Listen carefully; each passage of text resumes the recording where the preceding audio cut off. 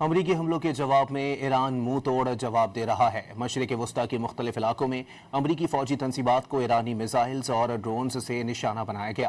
ایرانی حملوں سے بحرین، کویت اور اردن میں خطرے کے سائرن بج اٹھے۔ ایران نے امریکی اہداف پر نئے حملوں کی ویڈیو جاری کر دی ہے۔ امریکی حملوں کے جواب میں ایران کا خطے میں امریکی مفادات پر بھرپور جوابی وار جاری ہے۔ ایران نے امریکی اہداف پر نئے حملوں کی ویڈیوز بھی جاری کر دیں۔ فائر کیے گئے میزائلوں پر تحریر تھا کہ مذاکرات میں کیے گئے وعدے توڑنا اور بچوں کا قتل امریکہ کی فطرت ہے۔ 4 سال میں ڈونلڈ ٹرمپ نے 30,573 بار گمراہ کن دعوے کیے۔ ایک میزائل پر لکھا گیا کہ گیم اوور USA، یعنی امریکہ کا کھیل ختم ہو گیا۔